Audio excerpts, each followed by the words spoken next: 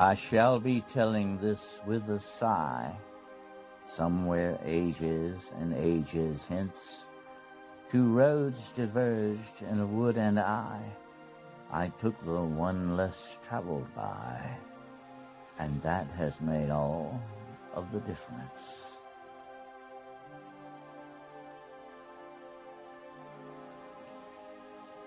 There are many secrets and mysteries in this world, strange places and events that call out to us to explore and investigate. These realms of the unknown and the unexplained are waiting for us, just over the horizon and down a dark road. Join your host, Dennis Carroll and Gerald Fountain, as we take the road less traveled.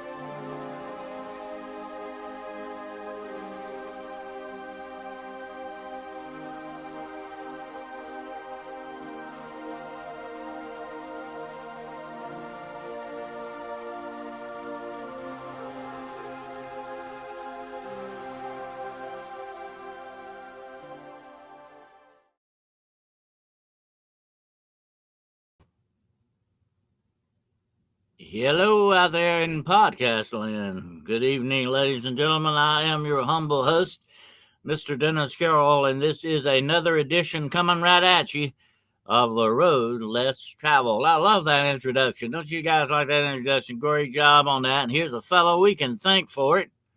Here he is, my co-host, Mr. Gerald Fountain. Good evening. All right. Did a great job on that intro. Yeah, it was fun putting it together. You can be proud of that. You did really good. So buckle up out there, buttercups. It's time to take another strange trip down the road less traveled. You ready to go, Gerald? Tonight we're going to be talking about one of my favorite cryptids. Maybe Gerald, I don't know. I have to check with him on that. But it's the Jersey Devil, folks, also known as the Leeds Devil. We're going to be talking about that. Is that one of your favorites, Gerald? Oh, yeah. I like talking about the Jersey Devil. Yeah, it is a very, very interesting subject. Absolutely. Yeah. When Elon Musk finally gives us that free jet, that's one of the first places we need to go, the Pine Barrens. That's right. Yep. Absolutely. Want to say hello to everybody out there tonight. Hello to Maria and Ada is in the house. And let's see who else we got coming in here. We got our good brother Bigfoot Dwarf has entered the building.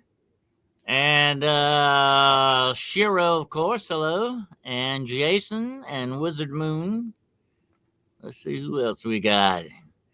We're gathering in the grotto, folks. It's time for another edition of The Road Less Traveled. Yes, sir. Tiger Eye. Hello, Tiger Eye. And let's see what else we got here, Gerald. We got, I think that's all we got right now coming in. Okay. Yeah, it's starting to slowly build up here. Yeah, yep. This is one of the, what is so darn interesting about the Jersey Devil is so way off board, the description of this thing is fantastic. And it looks like some kind of weird hybrid of several different animals, supposedly. And it looks like something that would be put together in hell or something, somewhere like that. Yeah, the way to describe it. Yeah. By the way, I hope you all liked my show the other night, Phone Calls from Hell. You hope you don't get a call from there, okay? And it's long distance, I hope. But anyway, We had fun with that. That's definitely a very interesting thing. But this is kind of tied in deep with demonology in a way. Some of this is, and that's another interesting point on this with the Jersey Devil that it's got a curse with it, and you got a blessing that was supposed to last 100 years and all that. Got all kind of different factors in this. You want to tell everybody a little bit what you know about the Pine Barrens if they're not familiar with the Pine Barrens? Well, obviously the Pine Barrens, the ones that we're talking about, is in New Jersey, but there's Pine Barrens all across the East Coast. But we're specifically talking about the New Jersey or Leeds Devil, as you said, because of Mother Leeds. But it's like a million acres of forest and really dense, and you can hardly see sometimes the moonlight even peer through it. So it's just creepy, just naturally by itself, without any folklore or mystical any kind of magic or that you want to attribute to that area. That's true. You got a lot of cryptids in the Pine Barrens too, not just the Jersey Devil. Supposedly there's several different ones in there. It's fascinating. I would tell everybody to really go down that rabbit hole and check it out because there's a lot of interesting stuff attached to it. But that is a huge area when you think about it. Over 1 million acres. My gosh, that's we've got some states that are not that big, by the way. And that is a large area. Yeah. And I want to tell you something about a pine forest, folks, okay? And I've been in a lot of them. They are creepy, and it can be noon day, and it will be almost like dusk underneath the pines because the sun doesn't shine. It's kind of like that old song. You remember that one, in the pines, where the sun never shines. Oh, yeah. And it is a spooky, creepy, shadowy place. And I could see something like the Jersey Devil inhabiting a place like that, definitely.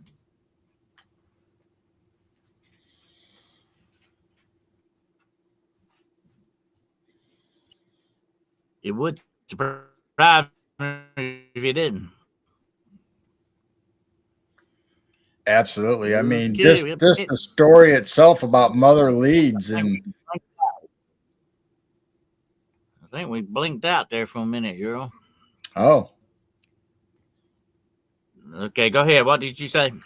I was just saying, not only is the forest by itself, like we talked about, just a vast place where it gets dark really quick, hardly any light. Then you got, the story of Mother Leeds and the Leeds Devil, that hides out in there. And there's all kinds of myths and folklores and sightings, and they all attribute it to the New Jersey Devil.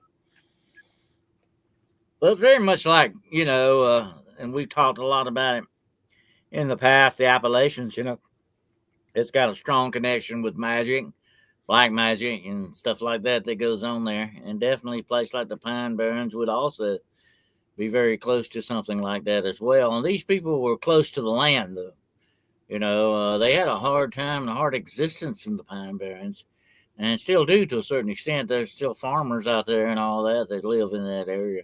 So it was not a picnic in that relation to that, folks. It was a hard life, and if you had that many kids, that many miles to feed, that was definitely a burden, really, right? On you. But in one way, it was good in one way because the more children you had, the more farm help you had. The more help you had. It took them a while to get to that age where they could be of help, but when they, that was a good side of it. But still, you had to. Look how many years and how much you had to go through to feed all those people till they got to where they could help you. Yeah. So it was a hard existence, definitely. And we don't really realize nowadays how really good we have it compared to what those guys that you're talking about the 1700s to early 1800s, when Mother Leeds and all this was happening. And, people coming over from the old country to the U.S., a lot of them, they brought folklores and all their idols and everything with them. So, I mean, that just compounded on top of the mysterious stuff that happens. Oh yeah, they were very deep and mired deep in superstition and folklore and things like that. Definitely, people saw things through a different filter than we do nowadays, Earl. We have to think about that when we go back into historical times. People didn't view the world like we do. They didn't see it that way. They're coming from a whole different direction, and you need to understand that, because that's the kind of, and sometimes we, for all the wrong reasons, condemn them for that. But that's just the way, life was. They didn't know anything different, Right. That was the way things were. And that was the beliefs that they had, Um, to this day, a lot of them still believe the sun is what moves up and down in the sky, and it's not the earth. The sun's really moving and all that. They thought that. See, they didn't know any better until, people like Galileo and all those come along and found out different, People didn't believe it. Of course, he got in big trouble with the church for doing that, remember? Oh, yeah. Anyway, yeah, they say, hey, you're trying to mess around with God's universe here, Don't do that. That's a bad thing. But that's the way people looked at things back then, folks. You just didn't rock the boat. You know what I mean? When it came to belief systems and the way of doing things, the way you socially interacted with people, you didn't rock the boat. If you were weird and different, you had a suspicion on you. Yeah. Whether you were in league with the devil or a witch or a werewolf or whatever you're on there, they would think that's why you were different, Even if you had red hair and green eyes or something, It was something out of the ordinary. And, like we always say about left-handed people, left-handed people owe the devil a day's work. Left-handed people were thought to be somewhat sinister people, Absolutely. They were coming from a different direction than everybody else. So that's just the mentality that you had, That's the mentality you had to deal with. Right. Even this simple medical stuff. See legends like this being born, in places like that.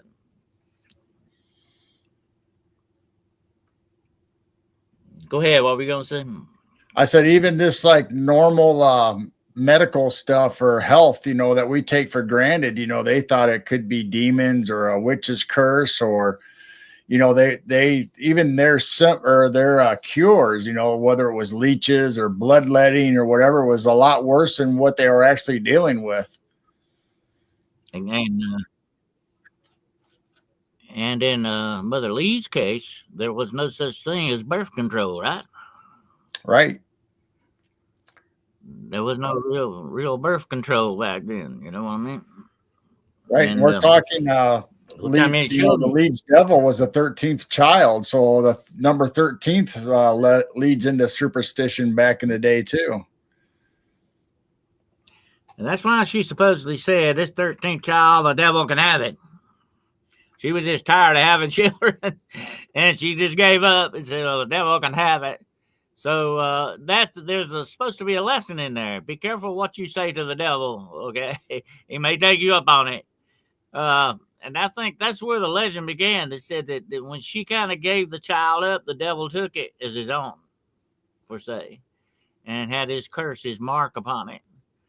And, of course, supposedly when it was born, it looked like a regular child, right, Jerome? When it was born, it looked like a regular child, but as they put it in his mother's arms, it began to change. Supposedly changed right in front of their eyes. And it began to how they grew these bat wings, this neck elongated. It had like the head of a horse and the body of a kangaroo. And it had it had a tail of a serpent-looking tail. This thing was a monster, folks. And it had claws and all that. And so it supposedly went wild in this room and killed his mother, killed a lot of people in the room. And then the men and the boys were in the next room. And it supposedly got in there and killed a bunch of them before it flew out the window and became legend. So she gave birth to a monster, supposedly, the 13th child. Makes you wonder about how much of that is actually true. I mean, that'd be terrifying if all that was true. Well, I'm gonna tell you something now. And we're gonna connect this up here. Connect the dots thing time here, Joe. And I want to go back to talk about her husband, Mr. Leeds. I can't remember what his first name was. What was his first name? You remember? William Leeds. Was it William Leeds or something like that? Anyway, that's irrelevant. Let me tell you about him, okay? And it may not be all her fault here, folks. Okay, she may have had a little hand in it, but there's some supposition on this, what I'm about to tell you. Her husband, I'll just call him William Leeds. I believe his name was William Leeds. Her husband was not on top of being a farmer. Guess what else he did? He published an almanac. Okay? And up till about, this almanac was still going on up to about like 100 or some odd years ago. I mean, it ran a long time. But he had an almanac, and he had all kinds of strange things in this almanac. And people began to look at it somewhat, hey, what's going on here kind of thing. Because he talked about astrological signs and stuff like that you didn't usually have in the almanacs then. Now, at this very same time, Benjamin Franklin was publishing his almanac, Poor Richard Almanac. So there was some competition going on between him and Leeds. As a matter of fact, they got into a public squalor about this kind of thing. And they were like doing a little name calling on each other. But here's what some people said. They said that Leeds' almanac may have had some references to raising demons or stuff that were connected to the devil in some ways, and witchcraft. That it was supposed to be very thinly veiled witchcraft rituals and all that in his almanac. Now, whether this is true or not, I'm just telling you this is what the rumors were. Okay. And eventually, we know whose almanac became more famous, Benjamin Franklin's. But eventually, when William Leeds died, one of his sons took over the almanac, and it went on for like about 100 more years, somewhat. I think until just like the early or middle 1800s that he finally quit or something. Anyway, the whole story is there's suspicion that Leeds himself, the husband, may have been in league with the devil. And the interesting thing is, if he was in league with the devil, then he had to make the devil a promise. Now, we do know that in order to gain, and the Leeds supposedly eventually had a good bit of money, okay, because of the almanac and some other things. He was not a wealthy man, but pretty well off, put it that way, for the time and for the place, okay. And that made him put a suspicion on him too, okay. Where you get all that money at, Now, so there you go. You got that working too. But now listen, here's the interesting thing. Supposedly if you go in league with the devil, you have to promise the devil something. And in order to gain satanic power, you have to do, of course, we talked about this before, you have to do some pretty bad things. And one of the bad things would be to offer up your sibling or your child to Satan in order to get power or whatever it is you want. So therein lies the legend of the 13th child. The 13th belonged to Satan, supposedly. And it wasn't Mother Leeds that made the deal, but Papa Leeds is the one that did it. That's the story, okay? Yeah, it doesn't take much, especially back in those days. If you were had a little bit of wealth and you're upcoming, and but if you have somebody that's mad at you, and especially if you get the eye of the church on you, they will wreck your life, and they will take away your property, and you'll be a cast out and not be able to hold any prominence in society. Yeah, that was the power of the church, definitely, Gerald, because they could, look what happened with the Salem witchcraft trials and the European witchcraft and werewolf trials that went on over there. The church had a lot of power. You had the witch finder generals, all that stuff going around looking for witches, looking for the witch mark on women mainly. And doing stuff like this. That was the atmosphere that was going on. On one hand, you had this dark, superstitious stuff going on. You had these beliefs put in place, especially in the rural areas. Okay, they didn't do a lot of book learning, didn't do a lot of schooling like they do nowadays. They were very suspicious. That was their mindset. And then along comes the church and reinforces this. By the very way it says these things, it's the devil, and so they saw. I'm not taking up the devil's side on this, okay? But I'm not devil's advocate tonight. But it wasn't all the devil, folks. People had their own hand in this, but the church blamed it more on that and caused this atmosphere in the world. It went on for not just a few years. This went on for what, 300 or 400 years, all over the world. Look at the Spanish Inquisition. The list goes on and on. And I don't know if you've ever heard of Miguel Cervantes. He wrote, a very famous book, Don Quixote de la Mancha. Right. Don Quixote, the Man of the Mancha. The very first novel ever written. He spent time in prison because of the Spanish Inquisition. For writing a book. If they had any little bit of suspicion about you, you could end up in the stocks. You could end up in jail. You could end up getting yourself hanged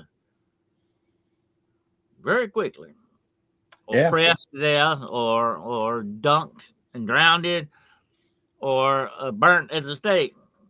They didn't do a whole lot of burning at the stake because that took up a lot of wood, and they didn't want to use the wood for that. They would just hang you. It was easier that way. Yeah, sometimes you didn't have to go out and chop any wood for that. Sometimes you're better off staying out of the spotlight because the light shined on you. It might not be the one that you want. I mean, it could just be somebody jealous of you, wants your property, wants your wealth, wants your business, or anything like that. And all they have to do is put that little whisper in the church's ear or people of society to get you banned. And that's all it takes. I mean, it's still like that today. Well, that's why you didn't want to rock the boat. You didn't want to stand out too much.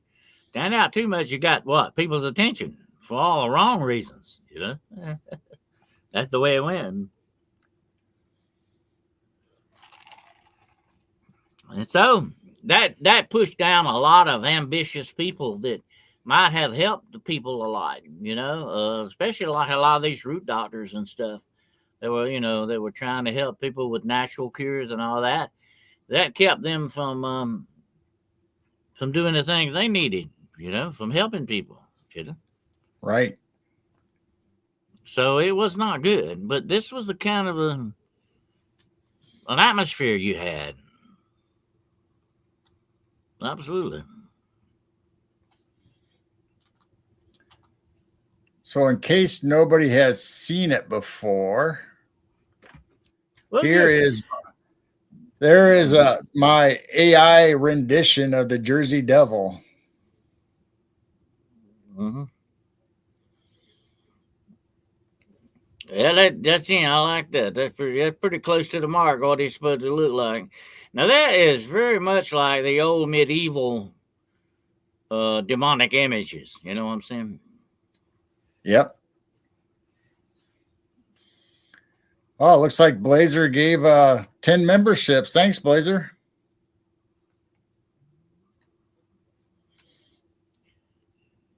Thank you there, Blazer. Blazer has gifted 10 Hunting the Shadows memberships. Thank you. Very generous. Thank you so much. We appreciate that. Absolutely.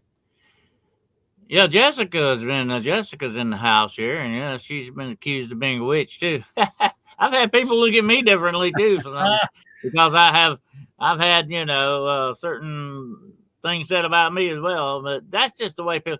If you're not pulling the wagon like everybody else, then they think that you're probably up to something very nefarious. Okay, that's the way they think. That's the way people do. Believe me, I've been called a lot of names over the years. Definitely, and it comes with the territory, unfortunately. But that's the way it goes.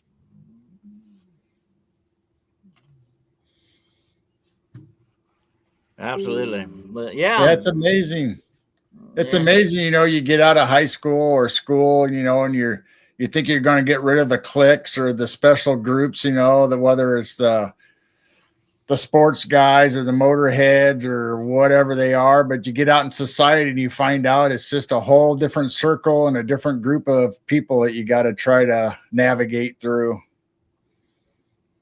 And it's like that online, whether it's the Bigfoot community, the UFO community, the paranormal community, it's all there waiting for you. Yeah.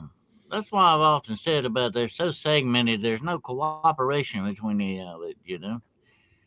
Caleb J said that was a griffin you were showing, a young dragon. Well, basically, the devil is a dragon. He's always depicted as being somewhat of a dragon, a reptilian thing. We talked about that before in the past, with the reptilians being the true nature, supposedly now, of the fallen angels and all that. But that's your typical medieval looking devil. Okay, that's what I call it, because you see it in a lot of the medieval paintings, the medieval fire demons that they talk about, and all these other things.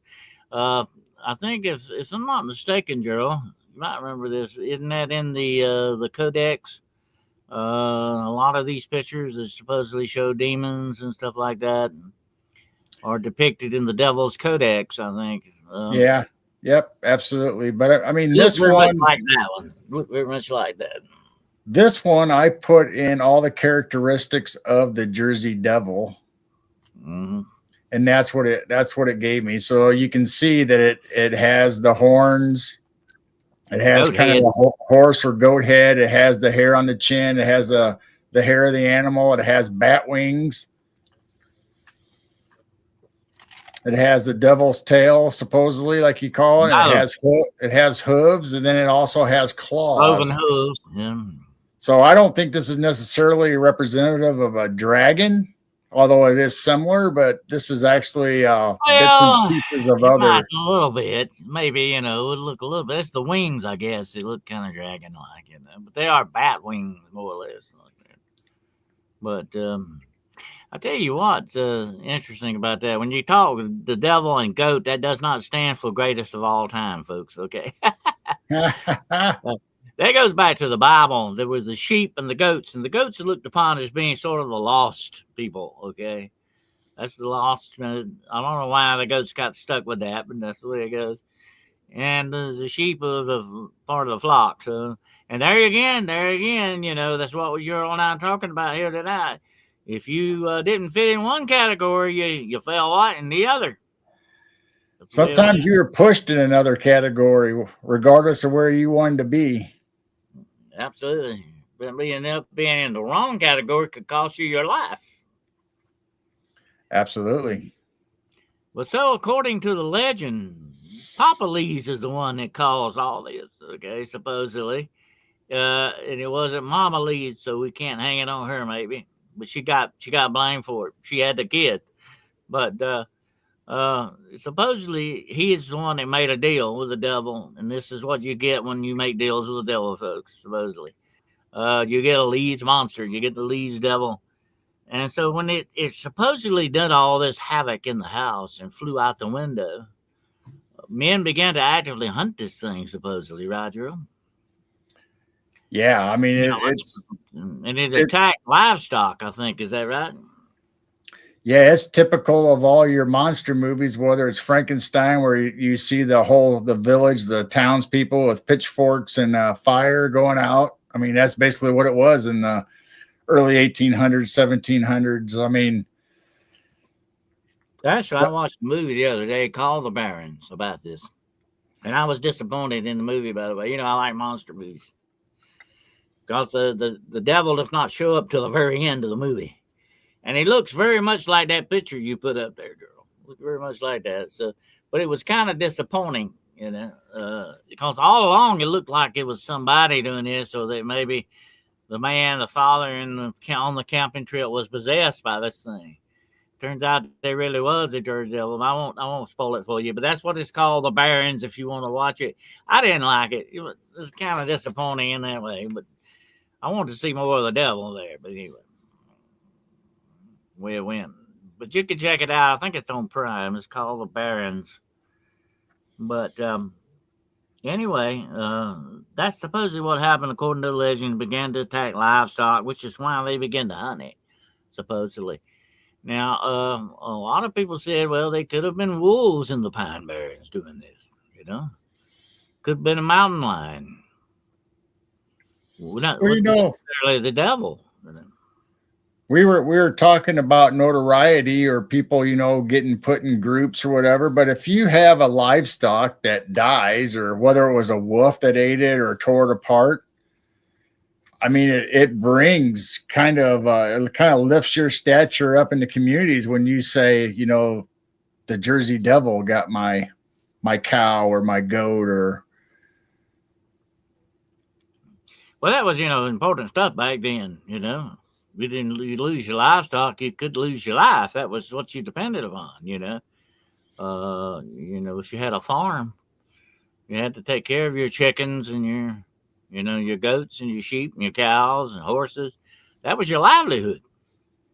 And when something come along threatening them, that was serious matter, very serious. And you didn't have a wall. You couldn't go to Walmart and buy your groceries. You had to raise and grow your own groceries. Okay, that was it. Nobody had that choice. You were the one that did it. You might could buy stuff from your neighbors, but they had to do it too. That's the way it went. So if something's out there killing your livestock, you're definitely going to take that very serious, and you're going to get up a hunting party to find out what's going on. And supposedly, several of these hunting parties were attacked by the Jersey Devil. Remember that, Joe? Yeah, absolutely. I mean, one case in like 1909, they had sightings of the Jersey Devil, or what they called the Jersey Devil. I mean, who knows what it really was? But they wouldn't send their children to school. Everybody stayed at home, and then when they were finally coming out, they had armed people on trolleys. They had policemen on corners of businesses and all the blocks. So I mean, they were really worried about this Jersey Devil. Now, here's a little bit more of a rendition that was made, I think, by one of the almanac artists back in the day of the Jersey Devil, supposedly. A little bit more detail on him, more stylized looking, but that supposedly was made back in his heyday. And, of course, this is another artist rendering, very much like the one you put up, mural, of the Jersey Devil. Supposedly the way he looked. Sure, some looking critter, no matter which way you look at him. But here's something else, and I thought we would mention this in passing, because you had a lot of indigenous peoples in that area, and I think I'm not going to say there's a broad connection between this, but it's something you need to look at. The very another one of my favorite cryptids, the Thunderbird, and the Thunderbird was looked upon as a very mystical being by the American Indians. Especially, you see him on totem poles a lot. He's usually at the very top, of the totem. The totem is sort of a record of their deities, And the one on the highest part of the pole was one of the most powerful. And the Thunderbird is one that stands between worlds. It links up the worlds of the living and the dead, the spirit world and the physical world, the Thunderbird. And supposedly, some of the inspiration for the Jersey Devil may have come from the legend of the Thunderbird, because it's a flying cryptid as well. Now, like I said, it's kind of vague in many ways, but it is something you need to note, that there was a lot of talk about things that did fly back in those days. It wasn't just gargoyles, the Jersey Devil. But if you look at the Jersey Devil and his description, he sounds very much like a gargoyle, doesn't he? Right, because a lot of times, like you said, it's kind of a vague description. People say, it's whether it's moonlight or dark out, and they see this thing flying across the treetops or landing in the trees. I mean, it could have been a Thunderbird. It could have been a Jersey Devil. It could have been Mothman, as far as we know. Yeah, that's true. Look at Mothman. Look at the snallygaster. You've heard of the snallygaster? I've been on this trail. I hunted the snallygaster one time in Miles, North Carolina. That's an interesting thing. Very much like the Jersey Devil in many ways. And I have to wonder if, some of this stuff starts out locally and then kind of gets passed down through different communities. Because the Snallygaster sounds a lot like the Jersey Devil in many ways. May not be exactly in description, but got a lot of attributes. You know what I'm saying? The bat wings, the claws, the monster part of it, and all this. Very much like a Snallygaster. I don't know if you're familiar with the Snallygaster. I don't have a picture of it. But it looks like something out of a H.P. Lovecraft nightmare, folks. That's what it basically looks like. It is a bad-looking dude. And it is a supreme monster that flies, absolutely. Very much like... I'm going to tell you what. If the Jersey Devil and the Snallygaster got into it, I wouldn't want to be anywhere nearby, okay? Put it that way. It'd be an interesting fight. And it wasn't that long ago that people out in Pennsylvania and the Appalachians were saying that they were seeing dragons flying in the air, or maybe, possibly could have been thunderbirds. So, if you see those kind of reports, so something is going on, whether it's the Jersey Devil out in the Pine Barrens or, I don't know how far away from the Pine Barrens the Jersey Devil would even fly. Maybe he has quite a radius that he goes. Well, the American Indians describe the Thunderbird very much like a gigantic type bird, but some descriptions look kind of like a pterodactyl the way they talk about it. The description of its wings and all that.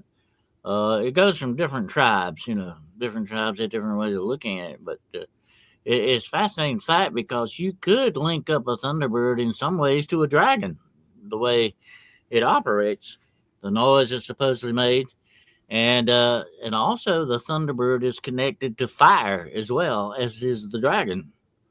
There's a fiery connection with that as well, and of course you've got the very famous phoenix, which is very much well known in Europe and the Middle East. Matter of fact, a lot of people don't realize this, Gerald. I'll throw something at you right quick. The very first Christian symbol that existed was not the cross. It was not fish. It was the phoenix. And if you know that or not. I did not know that. Yeah. It was the phoenix because it represents rebirth. I know the Egyptians used the phoenix for that, but I didn't realize the early Christians did. Yeah, the early Christians took it as an early symbol. And then the fish came along and then the cross.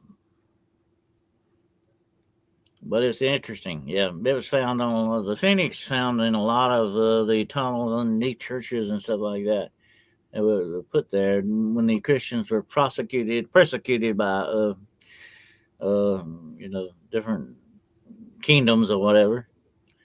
The phoenix kept popping up a lot of times.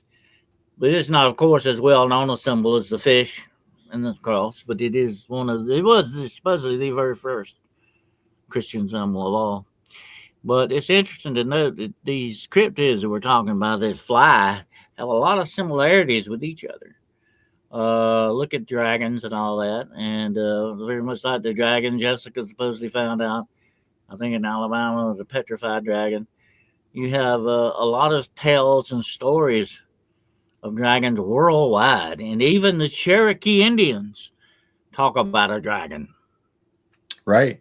Our guest a couple Sundays ago, talked about dinosaurs that would pick up flint, almost like a chicken would have his gizzard where he'd have stones in there, and this dinosaur would be able to rub these flints together, causing flames to ignite the stomach gases coming up, and he had vents in his head and maybe coming out of his mouth. So it gives us the closeness to what we say what a dragon would do. So maybe it's something like that. Well, according to the supposed dragon hunters years ago, talked about there being gases inside the dragon that would ignite. When that's why it's called a fire-breathing dragon. That the gases in the dragon would ignite, and come out as fire. So that makes sense when you say it definitely would have something in it to spark that. You know what I mean? Yep, that's Set what they off. said. They would use flint to help digest their food, but at the same time, it would spark and cause the gases to ignite. Talk about having a gas problem, right? Right. that is a situation, definitely. Absolutely. But get back to the Jersey Devil, and like I said, it does look a lot like a gargoyle, but gargoyles look a lot like demons, folks. That's what they're supposed to be. They're very demonic looking, and that's what this thing was supposed to be, very much like a demon, a child cursed by a demon. Now, I talked about this before, and I won't get into it tonight because it's a major part of demonology, but the incubus and the succubus and the cambion. Remember I told you what the cambion is. It's where the succubus takes the seed of the man, and the incubus puts that seed in a woman, and she has a birth, and the seed of the devil, the cambion, this is called. That's spelled Cambion. Cambion is sort of like the seed of the devil. These people are born by demons from human flesh. Oh, And that sounds a lot like what we're talking about here with the Jersey Devil. It's almost as if something that came out because then he changed. So it was sort of like a changeling in some ways. And the cambion is a changeling, although it's put in the woman by demonic purposes, or for demonic purposes, the seed of Satan. That's supposedly the way these incubus and succubus work. It makes you wonder if that, might not have been a connection with the Jersey Devil as well. right. I mean, honestly, we don't know how the Jersey Devil came about. Like we said, was it a witch's curse? Was it a deformity? Did it really happen at all? I mean, we just have all these people that blame these instances, like you said, mutilation of animals.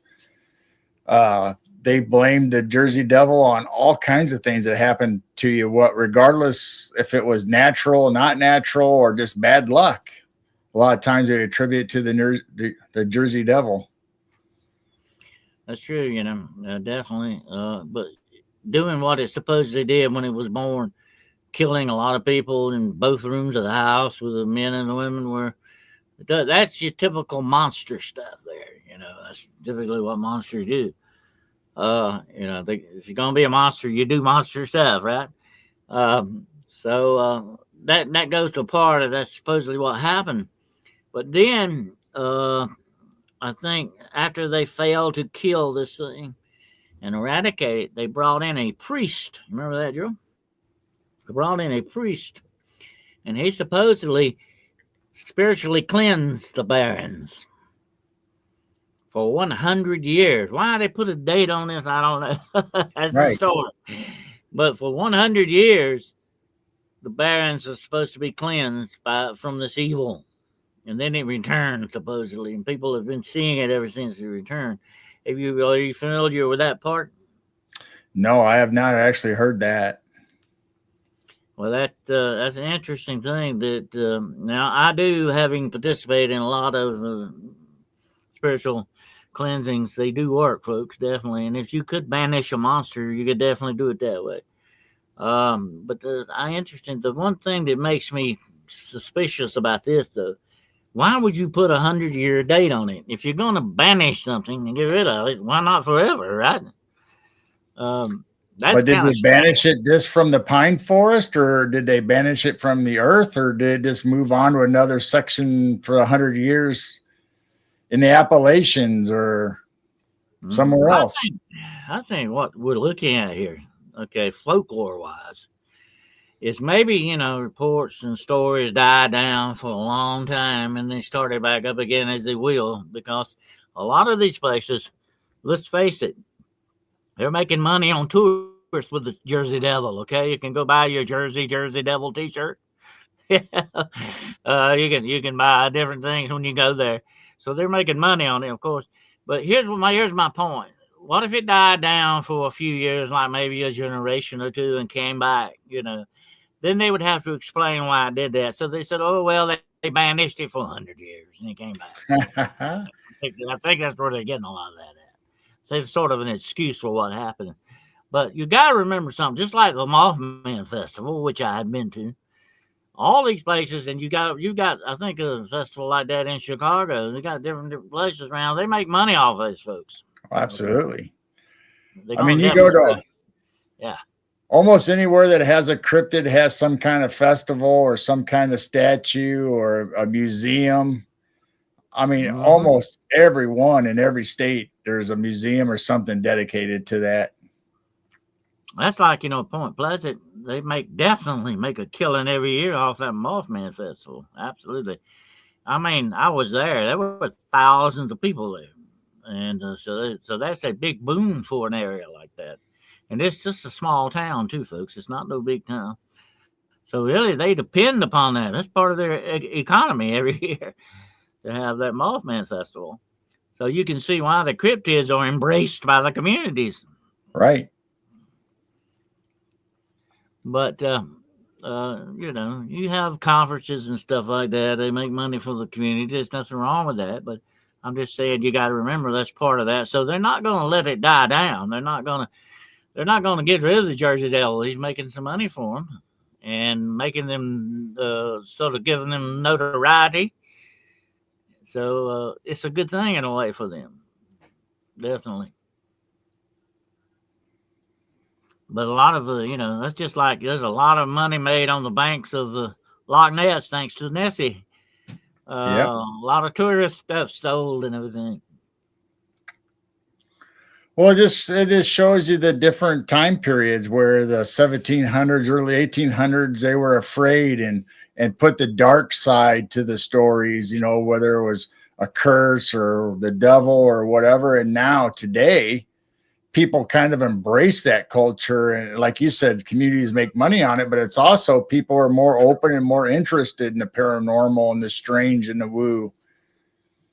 Well, the curse of the Jersey Devil is now a blessing in that way, isn't it? But definitely, we are drawn to these things because of a lot of the legends that grow up around them, a lot of the stories. Somewhere in the middle of all this stuff, Gerald, is the real truth. Somewhere in I think what basically really truly happened. I'm gonna tear your castle down here a little bit for you, okay? Right. I think what really maybe truly happened here is that this child may have been born deformed. Unfortunately, there may have been, a bad birth of some sort, or there might have been some type of deformity. And these people, like I said earlier, are very superstitious.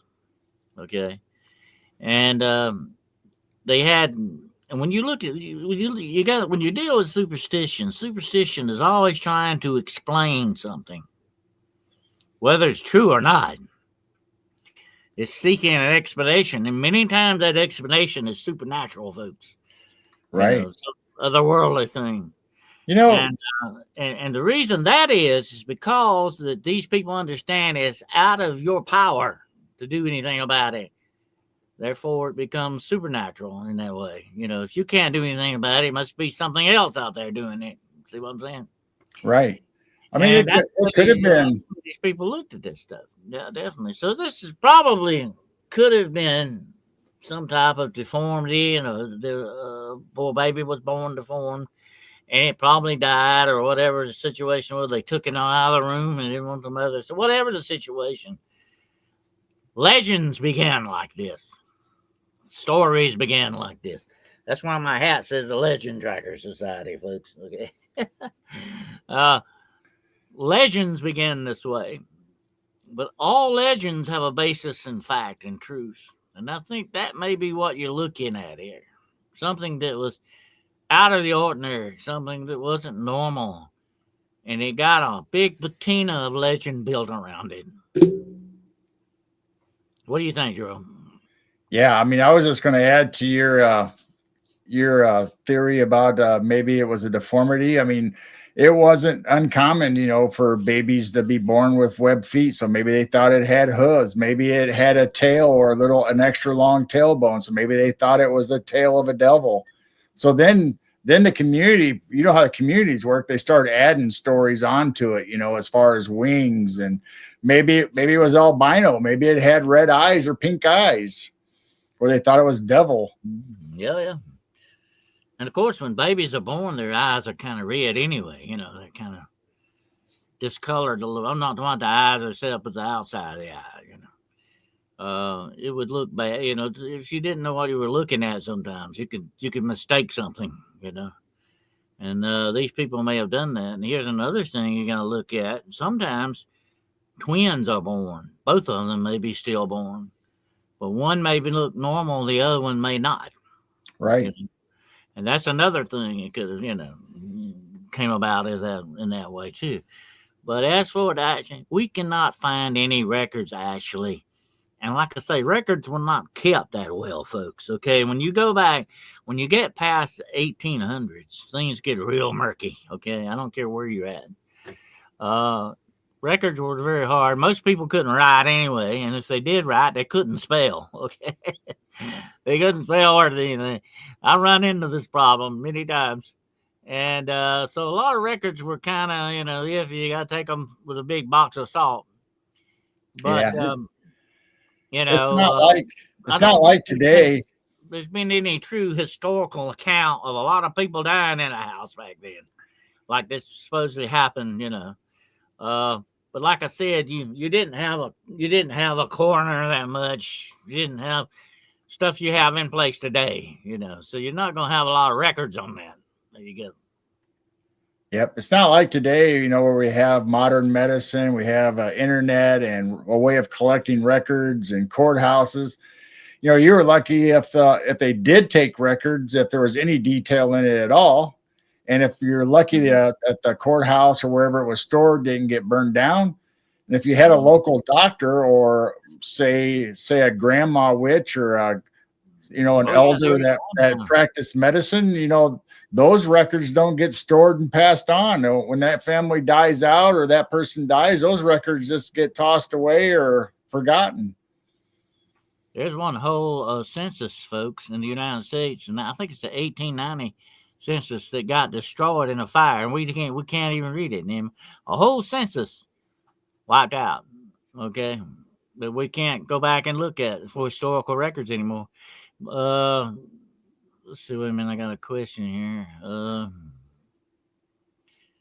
Tiger Eye wants to know: can a twin consume the other in the womb? Sometimes that can happen, but sometimes they can also be born mingled together. This is a deformity that you see happen sometimes with Siamese twins and stuff like that, or two-headed babies and things that happen like that. So a lot of these things, like I say, these people wouldn't understand what they were seeing, something like that. We know now different than that, but like I said earlier in the show, you got to try to see things through the filter that they looking through that, right? To kind of understand where they might have come from with this kind of stuff. So they wouldn't know what that, that kind of stuff going on would be to them, would be something. And also, there's a devil. You might be looked down upon if you had a deformity in your family. So it's easier to blame it on a curse or a devil or a witch, that cursed that baby, not the family, just that baby. And it kind of separated you from that. Well, see, and that was like we said earlier, that was the explanation. Like, if you had a second sight, you probably were in league with the devil, or if you had special talent of some sort, you probably were in league with the devil. That's the way it goes. Or if you were a remote viewer, you were probably in league with the devil. That's the way they looked at these things. Okay, no matter what kind of, even if some people, listen to this, some people just because they could paint a picture, they would accuse you of being in league with the devil. The devil, normal humans can't do that kind of stuff. That's the way it went. That's the way they would look at stuff, folks.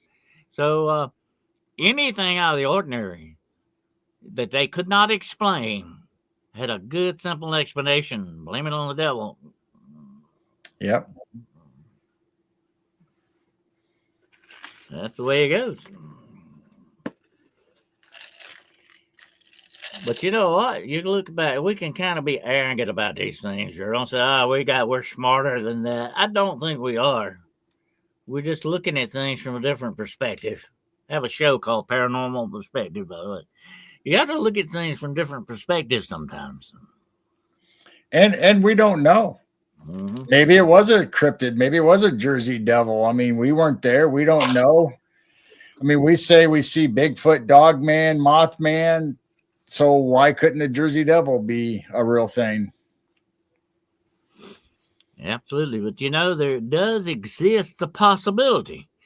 And I've said this, like it says on my website, I believe in the possibility of the impossible because I believe in the possibilities of possibilities.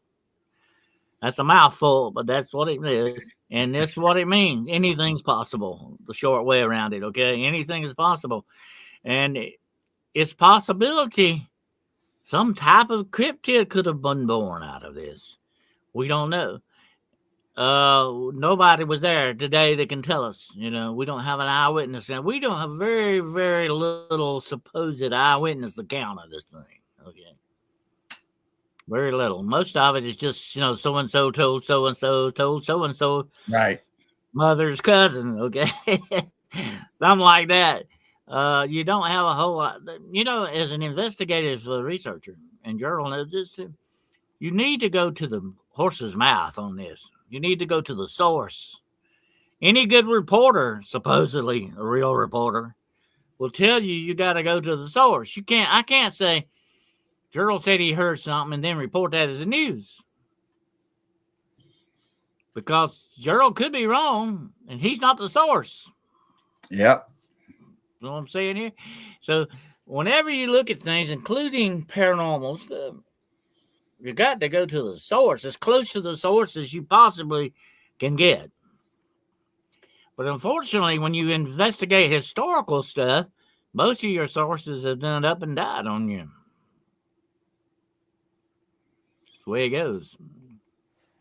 That's why I tell people, you know, and I don't mean to sound like a broken record, but I say this over and over. Record what things that happened to you. Write it down. If you don't want to write it down, record it on a tape recorder or something. But the record needs to be put down because when you gone, the record's gone with you. Absolutely.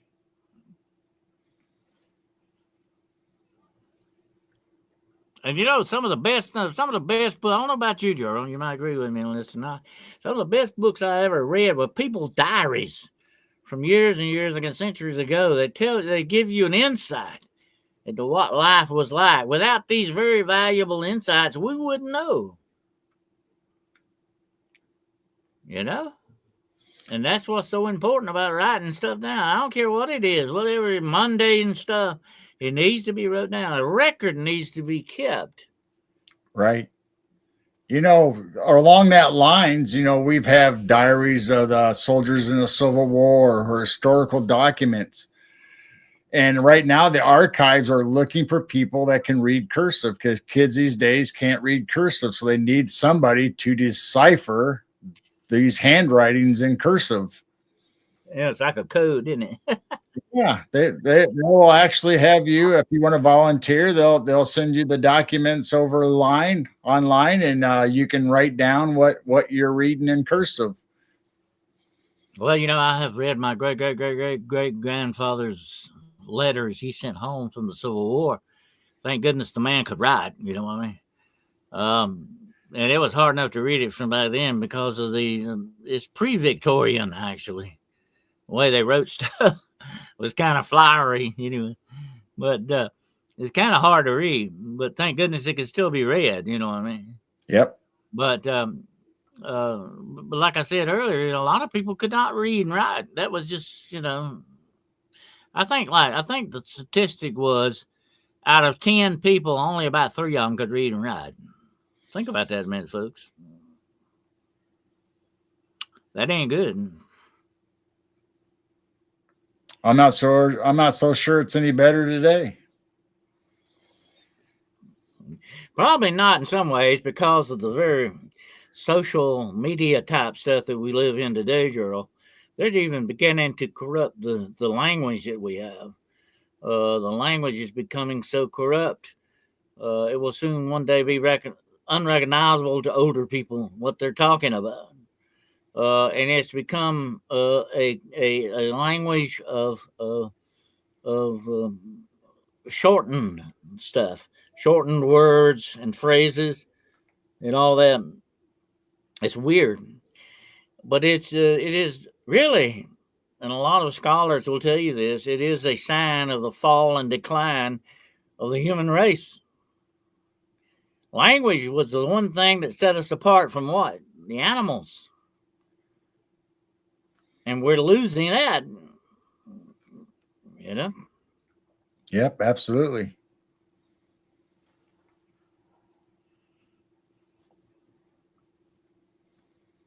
But that's the way it goes. And that is a sure sign of that. And look at the expletives. You know, I talk about this. People don't like it when I talk about this, but look at the foul language you have that supposedly goes for language nowadays. If you bleeped it out, you wouldn't know what anybody was saying because there'd be no dialogue left. Okay, Every third word. that's it. And it's just the F word constantly. F, F, F, F, F, F. And they're using that word to death, folks, by the way. But I mean, look at how much the language suffers when you use curse words. And by the way, I'm going to do a show on it one night. They are called curse words for a reason, folks. Okay? The reason why they're called curse words is that you are cursing something by using these curse words. And you're delving into dark witchcraft here. True. I'm not making this up. Words have power, folks. Absolutely. Words have power. They have power to destroy, to build up people, make people happy or make them sad, destroy reputations, destroy lives. Words have power. They can start wars, cause people to be hanged. The list goes on and on and on. The Bible says, above all things, the tongue, the human tongue is deceptive. This is a bad thing, the way it's used. So words have power for good or bad. And curse words are what? What do we call them, Gerald? Bad words. Why are they called bad words, folks? Look at why they're called that. Not just because they're embarrassing or they're called bad and curses for a reason. But nobody ever talks about that. As a writer, I understand what the power words can do. A lot of people don't. And some of the greatest words ever spoken, let there be light, and there was light. God spoke creation into existence with what, girl? Words. It's words. Spoke it. The words are power. And people need to understand that words can be used for good or for bad, for weapons or to help people. And the way we're doing and abusing our language today, the way things that we do with these words is not good. It is a sign of spiritual decline. That's what it is. In other words, if I went up to you tonight, Gerald, and I put my hand on your forehead and you got a fever, I'd say, well, Gerald, you're probably sick. That's a sign that you're sick, right? Right. Well, this is a sign that you're sick spiritually when you use these kind of words, folks. I'm sorry, but that's it. I'm not lying. That's what language is, a sign of what's wrong going on inside of you. It's not what goes into a man that defiles him, Gerald. Ain't that right? What comes out. Yep.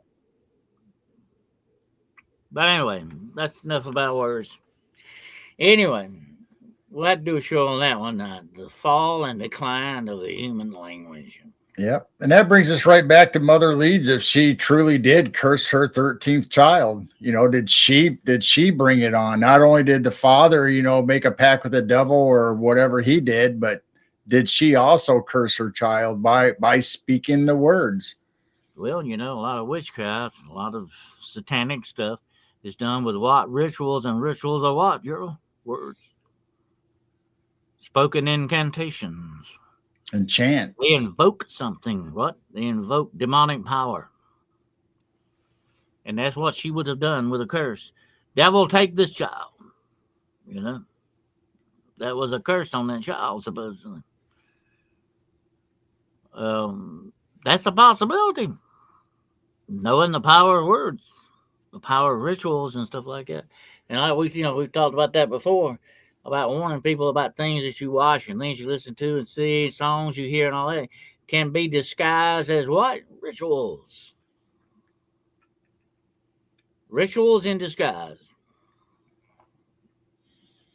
Yeah, when it comes down to it, whether it's rituals or ceremonies, there's a fine line or maybe no difference between a ceremony and a ritual. I mean, it just depends on what your intent is. Yep. And maybe you don't know. An invocation for bring about something to happen, to manifest this reality, And maybe you say phrases over and over, but you don't know what their origin was or what the meaning behind them is, but you just repeat it because you've heard it or you've seen it in a movie or somebody in your family passed it on. Maybe it's a bad thing. Maybe you shouldn't be saying it. Mm-hmm.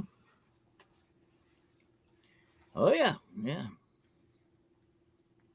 That's why, you see a lot of these mental exercises about affirming things. Oh, I feel good. I feel better.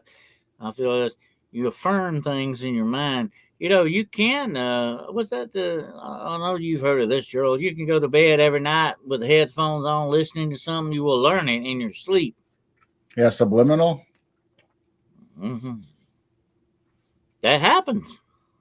And what makes that happen? Words. So is that not a ritual? Like a ritual, isn't it? Really? Absolutely. It's definitely programming. So maybe she did, without knowing it, performed a ritual, an invocation that brought this about. Got to be careful. There's an old saying, you speak of the devil and what happens, Gerald? He appears. So it was always the old folks used to tell you it's not a good idea to talk about the devil, because he'll find out, he'll hear you, and you'll get his attention. Right. They talk about that with skinwalkers and stuff like that. That was a big thing back in the day. Don't say that, whether it's a person's word or a name for something, whether it was a demon or a devil or whatever you had, you weren't supposed to say the name. And, they also say, be careful what you wish for. Let me tell you something right quick while I'm thinking about it. It's going to blow your mind. Okay. You ready for it? You get ready to get your mind blown here, Journal? Let's go. Listen to this. Okay. In demonology, we don't speak the names of demons. Very rarely do that. Okay. Because there's power in the name. Remember I said about power in words? There's power and a mystical power in the name. Okay. And demons, if they hear their name, you get their attention. You do not want to get the attention of these guys, okay? That's definitely what you don't want to do. But if you speak their names, they also, something else they don't like. It gets you power over them. Let me tell you this. You know the number one way to kill a skinwalker? You ready? Okay. Number one way you kill a skinwalker, Dennis, yeah, you can kill them by saying their name. You call their real name out, they will kill them. Yep. What's the first thing Jesus asked that demon, Gerald, when he walked up to him with the man that had the demon in him? What did he say? What is your name? Why did a lot of people never ask? Why did he say that? Why did he do that first? Because you get power over them when you get their name. King Solomon supposedly knew this. You get rid of a skinwalker by calling his name. It can no longer hide in anonymity. You have power over it. You have power over it and its demon because you got the name. Now I just told you how to kill a skinwalker, okay? There you go. There you go. So you learned something. Anyway, that's where it comes in. And listen to this. There's power in your name, Gerald. Your name, Gerald Fountain. I hope. Let's hope, okay? Okay. Your name is written in the Lamb's Book of Life. From when? The foundation of the earth. Bible says that. I didn't say it. The Bible says that. Your name is recorded somewhere, Gerald. Whoa, way before you were ever born. So your name is a mystical part of you. Did you know? A spiritual part of you. Right. A lot of people don't realize that. There's power in your name. Just like I said, there's power in words. This is power, folks. Did you know that's how you get rid of a witch? You publicly accuse that witch by name. If you were a warlock and I would bring you before the public and I would call you, I'd say, Gerald Fountain, you're a warlock. I declare you a warlock in front of everybody here. That would take your power away from you. That's how you do it, folks. That's the way it works. Every good witch finder general know that, by the way. Right. There's They nothing operate. Yeah. They operate in the dark, and by you bringing up their name and identifying them, you bring them to light, and they don't like that. Well, here's the reason I brought that up. She never named that 13th child. So listen, if you are born nameless, you're not human. Oh. You're born without spiritual. You're born outside a dark spiritual realm type thing going on here. If you are born nameless, that used to be a horrible thing. The moment you were born, bam, they gave you a name. And if you were born without a name, that was a horrible thing. That was sort of like excommunicating you. You were outside the grace of God without a name. Even, and listen to this, folks, even the indigenous peoples, the American Indians, would slap a name on you as soon as you were born. And they would take the name from a what? Spiritual animal that it would see, by the way. That was a sign that the Great Spirit would tell you what to name that child. Okay? I'm not making this stuff up. It's true. Names are powerful things. So be careful with your name. Don't let it just be in anybody's mouth. And don't let anybody use your name for the wrong ways, because the name has power over you to destroy you or give you life, whichever one you want. You know what I'm saying? That's the way it works. And that's supposedly what happened with Mama Lee's baby here. It didn't get no name. So it was cast out. Part of the curse.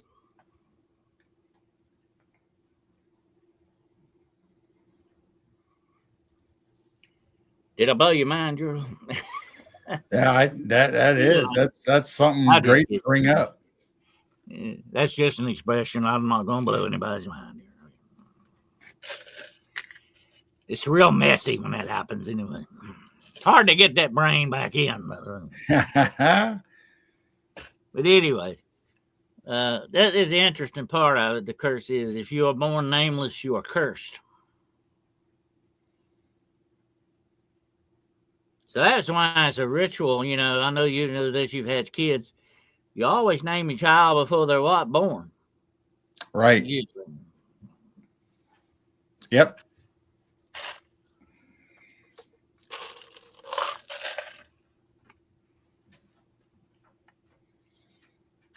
I don't know if there's anything to this or not, but like in a lot of movies or folklore, if you say the name 3 times, it's like an incantation or a chant or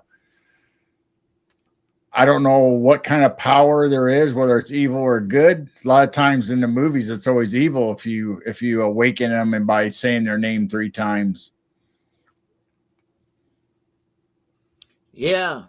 Well, certain entities you would not want to awaken by calling them by name. Definitely. You wouldn't want some people's attention that you could get. So it's not a good idea to throw names around. Like, I've said that before, having studied demonology. This I'm not gonna say it's a big no. We just don't like to do it that much, because it's not a good idea. The more you say something over and over, like I said, that old saying, the more you talk about the devil will appear. Supposedly, you're getting his attention, and that's what they say about the skinwalkers and witches and all these other things. You don't want to get their attention, definitely. So you bandy their name around. And that's another. On the other hand, we were talking about the mimics. If somebody calls your name, be careful who you answer to. That happened to me. I don't know if I ever told you about that, girl, but I was like, it happened to me one time years ago. I was out in the middle of nowhere all alone, sitting on a bank fishing one night, and something called me from the bushes, said, "Hey, hey," like that, and it sounded like my voice, by the way. Oh. And it said, "Hey," and I just kept sitting there because there was not supposed to be anybody there, And I was just sitting there, I kept sitting there, and finally it said, "Hey, hey." Finally, it sounded like it said my name. And that's when I said, well, that's definitely not anybody, because nobody here knows my name. Nobody knows my name. So I spoke to the thing. I said, "Get up. I don't know who you are or what you are, but you get out of here right now. Don't come back anymore. You're not wanted here. Get out of here." And it shut up. That was it. I never heard no more from it. But what happens if you answer? Don't want to find out, do you? No, you definitely don't want to find out. And I believe it's old Appalachian folklore that you don't tell strangers your name. You don't give your name out to anything. There you go. Yeah, that's another one now. Because sometimes, see, here's another thing. I don't know if people realize this, but I could take your name, girl. I said I wanted to put a curse on you. I got to like put it on a doll or just an item of yours. It don't have to be a voodoo doll, folks. Okay, it can be just like I could give you a shirt or socks or something, But I put your name on that thing, and in the spell, the death curse, I keep repeating your name over and over and over again.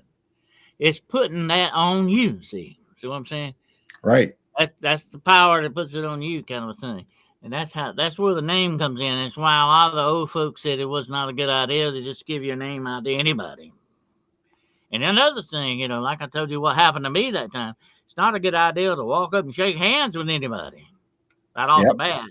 I know we're bad about doing that. It's a very bad habit we have. But in the Orient, they don't believe in doing it at all, by the way. They bow. They don't ever touch hands. And you don't look them in the eye either. Yeah. So you got a lot of stuff like that that is told that for a reason. It's like spilling salt. If you accidentally spill salt, you have a pinch over your shoulder. Which shoulder is it, girl? Your left. The little left shoulder. That's where evil comes from. You throw that salt over your left shoulder and right in the devil's eye, okay? Yep. And in the Appalachians, and we're kind of getting into Appalachians now, I guess, because I brought it up, but in the Appalachians, you definitely do not let a stranger cross over your threshold. Unless you invite them in. When you invite them in, that gives them what? Power. Yeah. And that's why, according to New Year's superstition, that the first person to come into your house and the first person to walk in the door in the new year is supposed to be what? Blessed. Supposed to be what? A man. A man. Bring in good luck. If it's a woman, it's bad luck. Oh. Now, some people may believe the other way. I don't know. But that's what I've always heard. So you got all these little superstitions. And here's the thing. Superstitions were two things. One way to explain something you didn't understand. And another thing to make an excuse for things. Or, in another way, to guard yourself against these things. We Right. call this a ward. A ward is, I don't know if you ever heard this expression, but it's kind of like a warden in a prison, by the way. A ward can also be you be in charge of somebody, you can have a ward. But ward also means a protection that you put on someone. Right. To ward off And evil. it can be in witchcraft, it can be a spell, a hex, or in Christianity, it can be a blessing that you put on somebody. And there's like a word in the Bible that says, may you be blessed in your going and in your coming. That's a blessing. That's a ward. Wards can be for good or bad. You can use them either way. But I was telling the other night about that incident I had with the vampire woman that was in the mausoleum. I put a ward on her to make her, stay away from her daughter. Oh. Yeah. But that's where that goes back to what the Bible says, that I'll give you, the power that you release whatever you want to release on earth or whatever you want to bind in heaven. I will bind it. That's the ward, and that's the blessing. Yeah. That's a long story, but it's kind of theological stuff. But right. What you do. Yeah. Well, it's all loosely connected. I mean, whether it's biblical, whether it's witchcraft, whether it's paranormal, like we're talking about the cryptids, there's a common bond between all this stuff. There's a little bit of truth in all of it. It helps you, Gerald. It helps you to understand that witchcraft and satanic and all this dark stuff has a counterfeit of everything that's God and godly and good in this world. Okay. They got the opposite of it. They got the counterfeit, Like the Black Sabbath is nothing but a communion, a corrupted communion service. That's what it is. It's all a counterfeit. You got to remember that. That's the way it works. That's kind of aligns when you take a picture, you have a negative. You always have a positive and a negative. Yeah. You got a positive and you got a negative. Yeah. You got a positive image. You got a negative image. I used to develop film when I worked, and it was always thought it was fun to me to watch the image come through.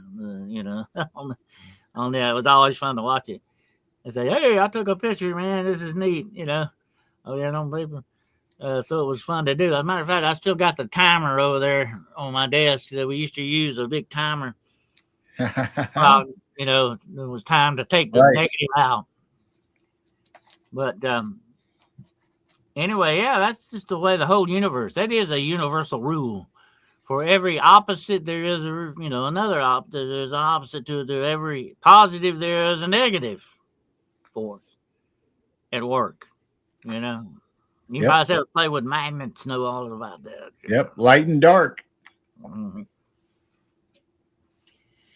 So evidently, that may be what happened with Mother Leeds. She pushed out something negative there, and what do you expect the result's going to be? You're going to get negative back. So she might have got a little demon child out of that one, or was it Mr. Leeds? Did he make a deal that we don't know about?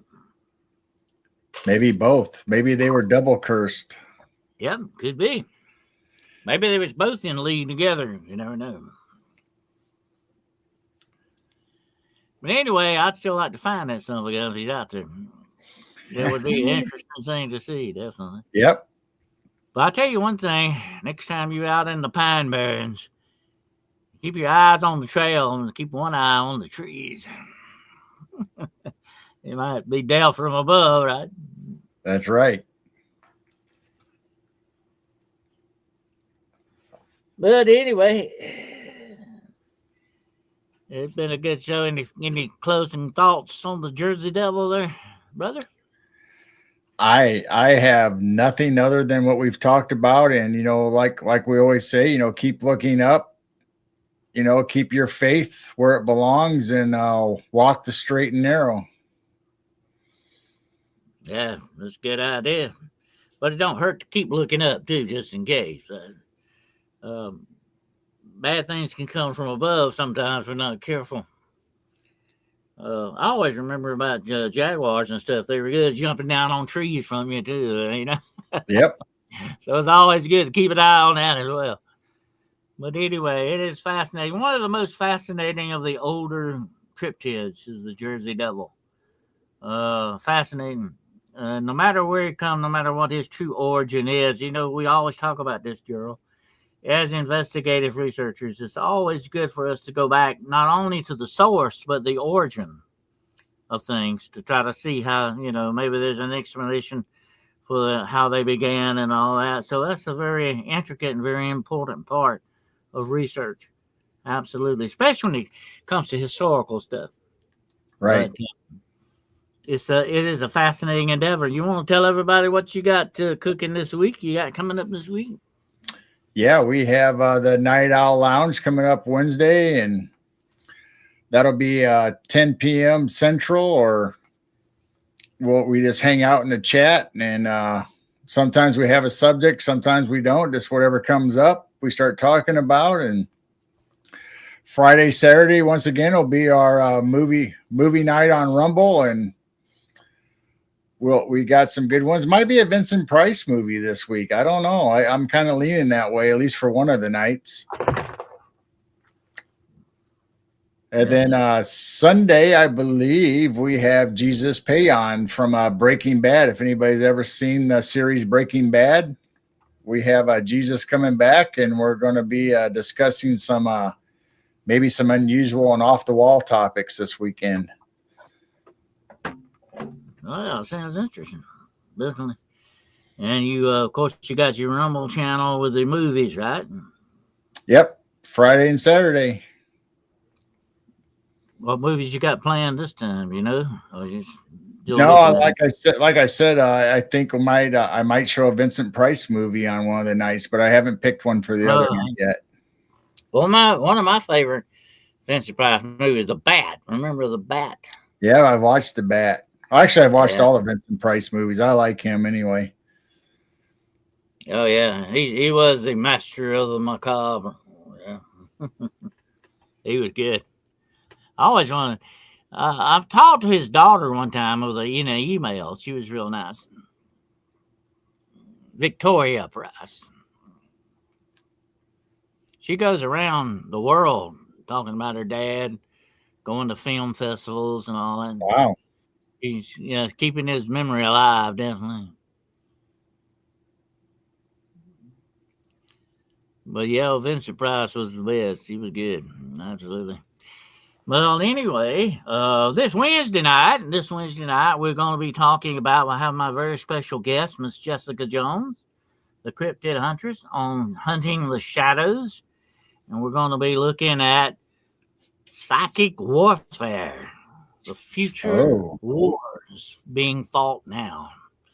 And the battleground is the human mind. That's psychic warfare. That's Wednesday night, 9 o'clock p.m. Eastern Standard Time, on Hunting the Shadows. And Friday night will be Paranormal Point of View. We will be talking about some more movies and stuff then, and we'll check us out then as well. And I don't think I've got any other podcast scheduled right now, but who knows, if it pops up, I'll definitely let you guys in on it. But may have one coming up very soon with Danielle Diva Borzon, Tea Time with the Duchess. I want to holler out. I will definitely have another show with Chantel Mayberg on the Aquarius Rising, South Africa, Thursday at 1 o'clock p.m. Eastern Standard Time. And I'm going to be talking about Agents of Evil Thursday. You want to check that one out. And also want to give a shout out to we'll give out a shout out to Jessica, the Cryptid Huntress, and her show. Please go and give it some support and look and check out her store, which is War Warming Goods. And Gerald has a store. Is that not true, Gerald? That's right. We still have a merch store at Printful. And matter of fact, I'm wearing one of our shirts tonight. This is American Legends with tonight I'm wearing Mothman. I don't know if you can see it very well. That's neat. So you just go to Midwest Night Watchers at Printful to find us. There you go. Jane put the link in. That's the All-American Mothman there, isn't it? And actually, Sunday we just had a great show with Barb Hartman. So everybody, please go to Barb Hartman's YouTube. She needs viewing hours. She's got over 1,000 members now on our YouTube. So she's getting up there, and she's going to start doing her own shows again here eventually. Yeah, that's good. She's going to also actually I'll be doing with the. I think I'll be doing this week also with Kenny Starfox, who is also she co-hosts I think a show with him as well. Right. And I'll be doing a show with him also. I don't know what it'll be. We'll be talking Dogmen, of course. And here is your link to your store there, Gerald. The Midwest. Yep, so if you just go to midwestnightwatchers.printful.me, you'll find our store, and we've added a lot of new products.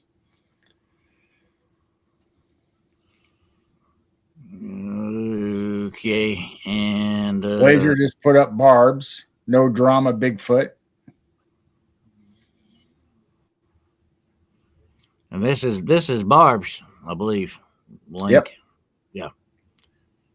Y'all had her on the show. She's splendid researcher. I enjoyed talking to her. And of course, we'll give a shout out to Heidi Pop's been on here. And Beyond the Box. Had a great show with another guy on with the Fisher of Spam the other night. If you get a chance to check it out. It was a great show. It's in my library. And he is a good Christian fellow. We had a great show on his show. We talked about cryptids and some other stuff. So check it out. It's in the library. All these shows that I do, I always put them in the library. I think Gerald does that with his shows. Okay, put them in the library. They're in there if you want to go look them up. Catch up on some you might have missed. I know there's a lot of them I missed. I go back and check them out. So do that. Absolutely. Well, we appreciate you all being here tonight. It's been a splendid show. Fantastic show. And we hope you enjoyed the Jersey Devil. Watch out for him now. If next time you're in the Pine Barrens especially. Hope he don't show up in my neighborhood. He probably wouldn't, those and all the crackheads and everything in my neighborhood. Maybe he'll clean the neighborhood up. He wouldn't want to mess around with them. No. But anyway, we appreciate you all being here tonight. We thank you for your support. Okay, the road less travel is starting to take off a little bit more, and we want to thank you so much for your support, your time and effort that you put in showing up and supporting us is very much appreciated. Okay, don't ever forget that we are family here. And this is your podcast as well, right, Gerald? That's right. Absolutely. And you're going to always have a voice with us. And feel free to ask questions anytime, make observations. We want to hear them. Absolutely. That's right. If you have any sightings or experiences or stories you want to tell us, send Dennis or me an email, and we would gladly look into what you're talking about, and we'll read them online, or we'll keep you anonymous if that's what you'd like, or if it's just something you want to share with us only, that's as far as it'll go. And who knows, your story might end up in my next book. Okay? Oh yeah. So, or your next special guest. Absolutely, send them in. We want to hear them, and I love to hear stories, don't you, Gerald? I mean, I like to. Absolutely. I like eyewitness accounts and all that. And by the way, there's another thing I want to recommend on YouTube, and it's called The In Between, and it's run by a lady named Carol Ann. She has some great paranormal stuff on there. Gerald, if you've never watched it, you need to check it out. Great stuff. And she's a great storyteller, boy. She can tell, put the eyewitness accounts out there. She does an excellent job with it. But it's called The In Between. That's the name of it. And it's on YouTube. You can subscribe to it and check her shows out. She has some great, and her shows probably last about 20 minutes. But she gets on some great subjects like skinwalkers, all different things, the whole works, everything. She's on historical stuff like the Philadelphia experiment, all kinds of stuff. Fascinating. She does an excellent job, and she is celebrating. Are you ready for this, Gerald? Her 100,000 subscriber. Oh my gosh. Yeah. So that woman is walking the dogs, definitely. And you need to go check her out. And matter of fact, she gave me a shout out on there the other day. And she's real nice. And I would like to get her as a guest sometime, but I think that's going to probably be out of the question a long time. But I'll keep trying. Anyway, Carol Ann is good. She is great. And she just is a regular gal that somebody you would like to sit around and talk to. But please check her show out, The In Between. And she always says, be careful out there. Okay. And that's so true. All of you be careful. Keep your wits about you. Keep an eye on the sky and another eye on your six. Okay. Keep your head on the swivel, right, girl? That's right. Just like Jessica says. That's right.